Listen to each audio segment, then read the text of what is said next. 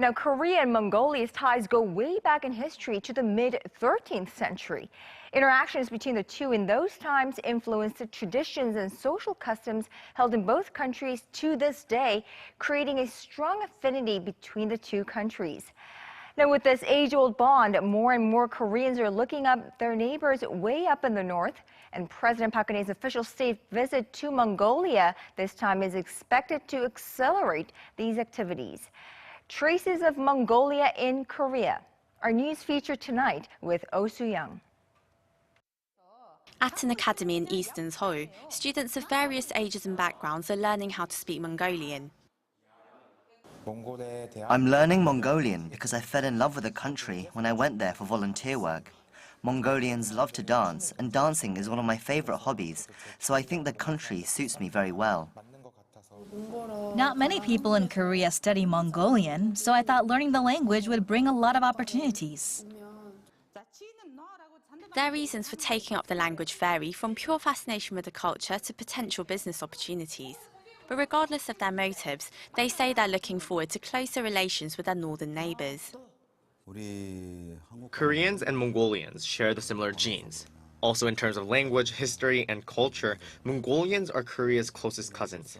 The Korean and Mongolian language share the same syntax, so Mongolian is really the easiest language for Koreans to learn and vice versa. The two cultures also share the same rites of passage, ways of living, social taboos, a tradition of giving children pocket money on holidays, and even wrestling techniques. These strong similarities can be traced back to the Middle Ages, when Korea became a vassal state of the Mongolia-led Yuan dynasty in China. Relations stalled with the collapse of the Yuan dynasty in the mid-14th century. But when Mongolia gained independence from the Soviet Union, Korea became the first Asian country to form diplomatic ties. To promote further exchange between the two cultures today, two Korean cities have formed sister city relations with the Mongolian capital of Ulaanbaatar.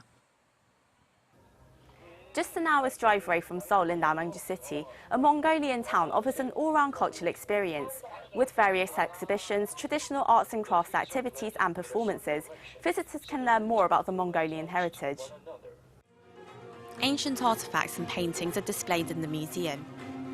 And traditional tents called gur reflect the nomadic ways of living passed down for generations. Looking at the artifacts made me realize how closely related we are to the Mongolians and the Chinese. I felt a huge connection.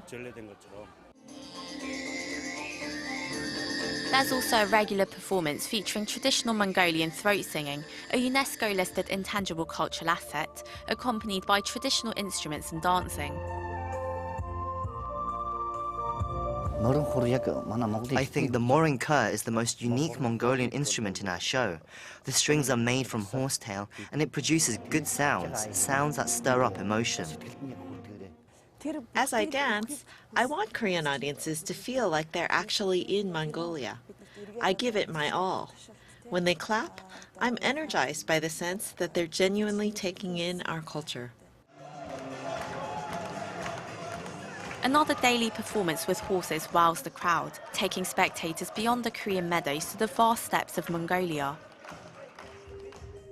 More and more Koreans are taking an interest in their neighbours up north, finding ways to explore the similarities and differences in their two cultures, deepening the age-old connection. Oh Soo-young, Arirang News.